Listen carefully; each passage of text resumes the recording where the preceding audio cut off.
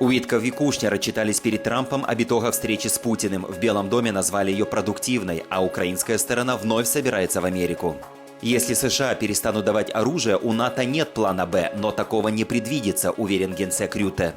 «Война должна закончиться в соответствии международному плану», заявил Гутерриш, чтобы не создавать прецедент. Королевский прием. Король Чарльз провел экскурсию Штайнмайеру по Виндзорскому замку. Это первый государственный визит президента Германии в Великобританию за 27 лет. Теперь не страшен и орешник. Германия первой в Европе развернула систему ПВО Arrow, а Польша усиливает охрану энергообъектов. К чему готовится Европа? Продал стриминговую платформу для взрослых, чтобы купить Лукойл? Австрийский бизнесмен Бернд Бергмайер заявил о желании купить подсанкционные активы нефтяной компании. Российский суд увеличил срок заключения до 10 лет американцу Роберту Гилману. Роскомнадзор запретил Roblox. В любимой онлайн-игре для детей усмотрели экстремизм и призывы к насилию. В Нормандии умер последний участник высадки Дня Д. Ему был 101 год. Здравствуйте! На нашем канале только главное. Смотрите, чтобы быть в курсе. Обязательно подпишитесь. С вами «Один день» и я, Андрей Данилевич.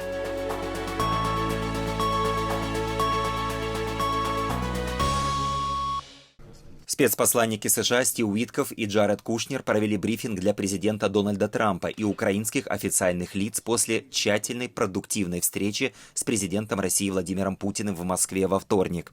После чего Дональд Трамп заявил, встреча США и России в Москве прошла довольно неплохо. Я не знаю, что делает Кремль.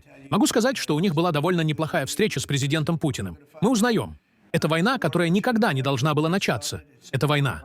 Если бы я был президентом, у нас были фальсифицированные выборы. Если бы я был президентом, этой войны бы никогда не случилось. Это ужасно. Но, как я понял, вчера у них была очень хорошая встреча с президентом Путиным. Посмотрим, что будет. У президента Путина вчера была очень хорошая встреча с Джаредом Кушнером и Стивом Уиткофом. Что из этой встречи выйдет, я сказать не могу. Потому что, знаете, нужно двое, чтобы танцевать танго, Украина. Думаю, у нас с ними уже что-то достаточно хорошо выработано. Они вполне довольны, учитывая обстоятельства. Но самое печальное, если бы я был президентом, никакой войны бы не было. У них было бы 100% их территорий. Ничего бы не случилось. Это очень печальная ситуация. Он хотел бы закончить войну. Таков, по их словам, был их вывод. Теперь, будет ли это так на самом деле? Но их впечатление было именно таким. Они очень ясно сказали, что, по их мнению, он хотел бы закончить войну. Думаю, он хотел бы вернуться к более нормальной жизни.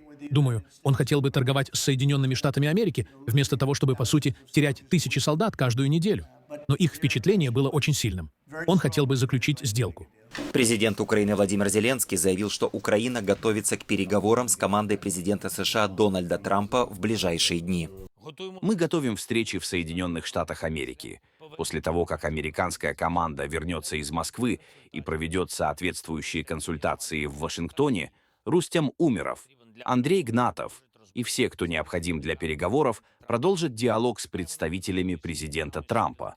Мы ожидаем новостей в ближайшие дни относительно таких встреч, контактов, переговоров, очных или по телефону. Между всеми партнерами и между партнерами и Украиной продолжается постоянный контакт. Сейчас все развивается довольно эффективно. На встречах в Женеве и во Флориде Украину услышали и слушали. И это важно. Мы ожидаем, что так будет и дальше. Только с учетом интересов Украины возможен достойный мир. Я также буду продолжать общение с лидерами на моем уровне, фактически ежедневную координацию, обмен идеями, согласование того, как говорить с другими лидерами и что может принести больше безопасности. Сейчас мир ясно чувствует, что есть возможность закончить войну и что текущую дипломатическую активность нужно усилить давлением на Россию. Все зависит от этой комбинации. Конструктивная дипломатия плюс давление на агрессора. Оба элемента работают на мир.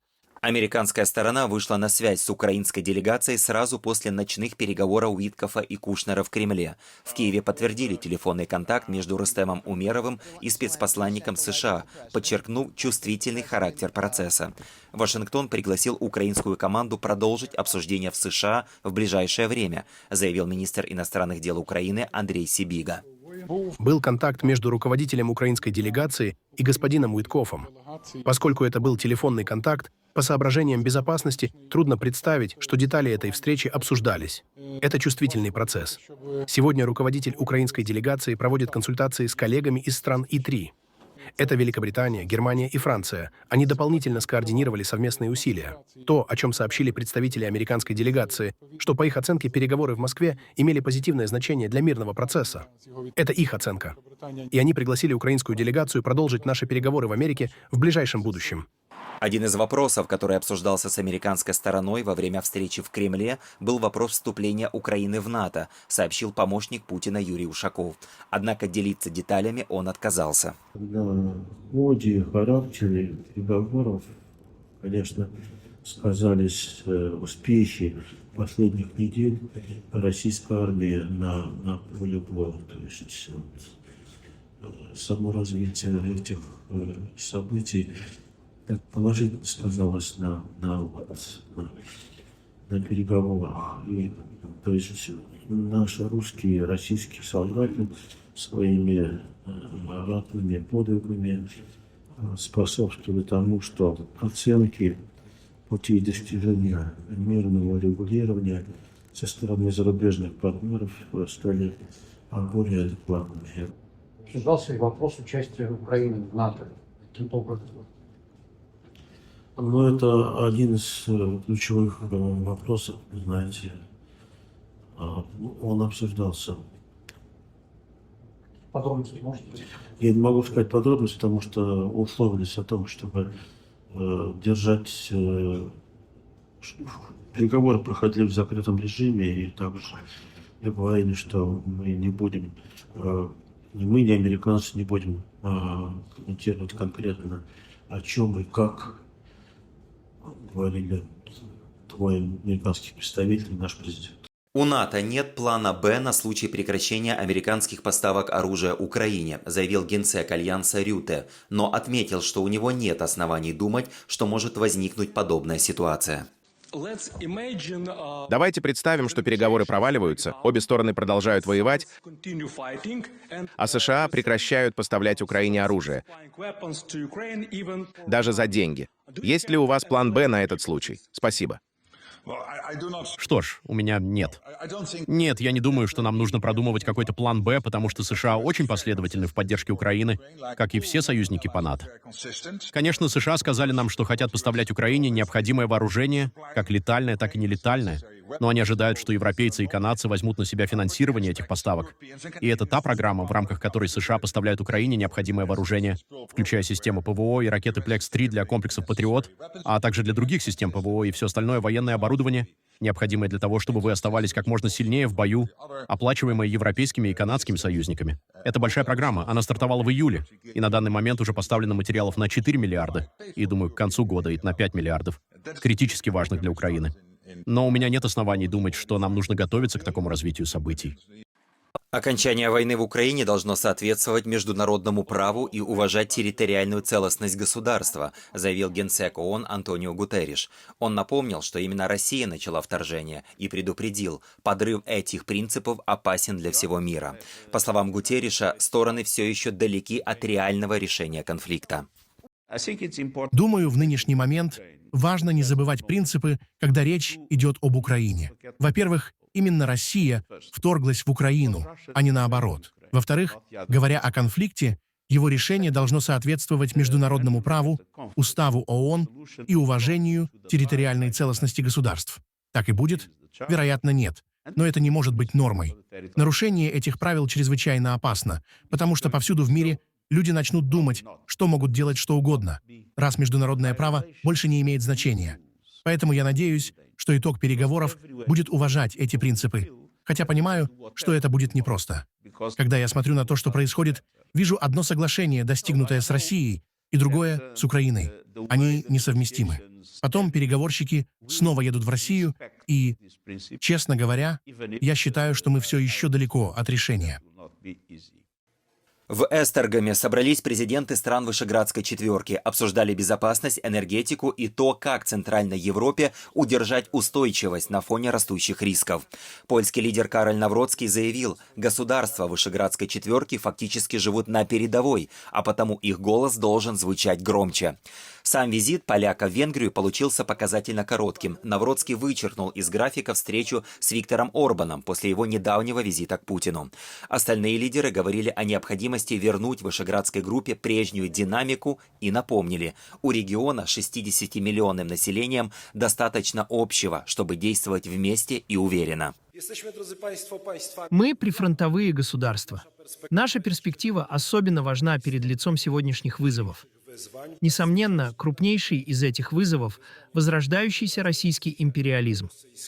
И я хочу сказать, и говорил об этом во время дискуссии стран Вышеградской группы, что убеждение, будто война в Украине является исключительно конфликтом между Россией и Украиной после нападения Российской Федерации на Украину, это, конечно, заблуждение. Гибридные действия, атаки на критическую инфраструктуру все более дерзко проводятся российскими службами во многих европейских странах, включая Польшу. Один день. Главное, без лишнего. Подписывайтесь на наш канал.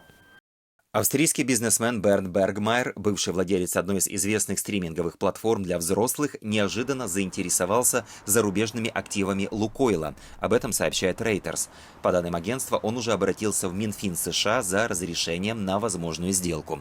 Сам Бергмайер говорит, что Лукойл International – отличная инвестиция, но детали не раскрывает, какие именно активы ему нужны и были ли переговоры с российской стороной, неизвестно. В России увеличили срок заключения бывшему морпеху США Роберту Гилману. Теперь он проведет в тюрьме 10 лет. Суд в Воронеже признал его виновным в новом нападении на сотрудников колонии. Гилман не отрицал инцидент и заявил, что он начал нарушать правила после угроз перевести его в колонию строгого режима. Изначально его осудили в 2022 году за нападение на полицейского. Позже срок уже продлевали по похожим обвинениям. По словам адвоката, обжаловать решение он не будет. Гилман остается одним из нескольких американцев, которые по-прежнему находятся в российских тюрьмах после обменов заключенными. Вашингтон готовится к масштабному сокращению международного присутствия «Голоса Америки». Как сообщает «Нью-Йорк Таймс», администрация Трампа уведомила Конгресс о планах закрыть 6 зарубежных бюро и 4 маркетинговых офиса государственной медиасети, несмотря на судебное решение, обязывающее сохранять ее полноценную работу. В списке представительства в Джакарте, Исламабаде, Найроби и Праге. Руководитель агентства Кари Лейк пояснила, что это часть более широкой кампании по урезанию зарубежных СМИ, финансируемых федеральным бюджетом. Трамп начал движение к закрытию «Голоса Америки» еще в марте и параллельно нацелился на радио Free Asia. В администрации считают, что структура нуждается в оптимизации, тогда как критики предупреждают о рисках для независимого вещания, особенно в странах с ограниченной свободой прессы. Роскомнадзор официально подтвердил блокировку платформы Roblox на территории России. Ведомство заявляет, что сервис неоднократно распространял материалы экстремистского характера, включая контент, связанный с оправданием запрещенных в стране организаций, призывом к насилию и упоминанием ЛГБТ, которое в России признано экстремистским движением. Регулятор также указывает на проблемы модерации. По данным РКН, внутренняя система контроля Roblox не обеспечивает безопасности, а платформа становится средой, где несовершеннолетние могут столкнуться с неправомерными контактами и попытками получить персональную информацию. Ведомство утверждает, что преступные пользователи используют игровые чаты для установления связи с детьми. Первый за 27 лет государственный визит президента Германии Франка-Вальтера Штайнмайера в Великобританию. Утром его принял премьер Кир Стармер на Даунинг-стрит. Короткая протокольная встреча и акцент на том, что Берлин и Лондон пытаются обновить отношения в постбрекзитный период. Главный символический момент дня – визит Штайнмайера в Виндзорский замок. Король Чарльз, королева Камила, а также принц и принцесса Уэльские провели гостя по выставке королевской коллекции. Редкие книги, исторические артефакты, напоминания о длинной англо-германской истории. Генсек НАТО Марк Рютте и министр иностранных дел Турции Хакан Фидан обсудили в Брюсселе безопасность в Черном море и переговоры о завершении войны в Украине. Поводом стали недавние атаки на танкеры, связанные с Россией, внутри турецкой экономической зоны. Украинская сторона взяла на себя ответственность за часть ударов. Другие эпизоды Киев не подтверждает. Анкара заявляет, что инциденты затрагивают навигацию и торговые маршруты. Итак, как министры иностранных дел и министры обороны, мы можем собраться и посмотреть, что еще можем сделать. Недавние атаки в Черном море показали, насколько оправданы были наши предупреждения с самого начала. География войны расширяется. Используемые методы становятся все более распространенными, и география расширяется. Это очень пугающая вещь. Теперь, поскольку нападение на 2 судна, шедших в открытом море, в пределах нашей исключительной экономической зоны, фактически ставит под угрозу безопасность навигации в Черном море, это превращает Черное море в зону, закрытую для торговли. Оно превращается в район, закрытый для передвижения людей. Параллельно Румыния сообщила, что ее военные водолазы обнаружили и подорвали морской дрон СБУ Sea Baby, указав, что аппарат представлял угрозу для судоходства. Ранее такие дроны были использованы при ударе по российским подсанкционным танкерам в Черном море 28 ноября. Германия первая в Европе развернула систему ПВО Arrow, перехватчик баллистических ракет средней дальности, включая российский «Орешник». Комплекс работает на высоте свыше 100 километров и дополняет Patriot и Iris-T. Интерес к технологии вырос после ее успешного применения против иранских атак на Израиль. Церемонию провели на авиабазе Шоневальде, а в ведомстве Бундесвера подчеркивают, система критически важна для безопасности Германии и НАТО. Польша усиливает защиту энергосистемы после серии диверсий и пролетов дронов. Армия и оператор PCE подписали соглашение о совместных учениях, обмене информацией и закупке антидроновых систем. Под защитой более 16 тысяч километров линий и свыше 100 подстанций, которые в последнее время фиксировали попытки вмешательства. Власти называют это угрозой безопасности и рассчитывают, что новое партнерство укрепит защиту ключевой инфраструктуры. Были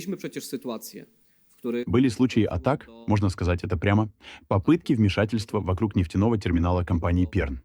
Были полеты дронов возле подстанций и трансформаторных станций.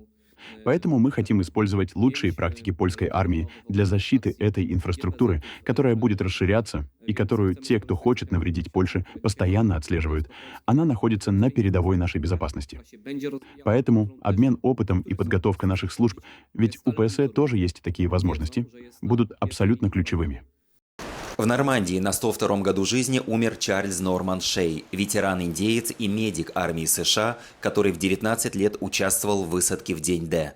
На Омаха-Бич он десятки раз под огнем вытаскивал раненых из воды, за что был награжден Серебряной звездой, 3 бронзовыми звездами и орденом Почетного легиона.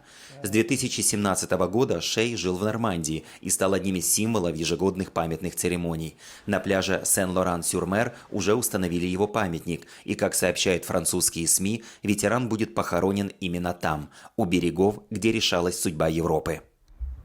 Мы говорим о главном. Смотрите, подписывайтесь, оставайтесь с одним днем.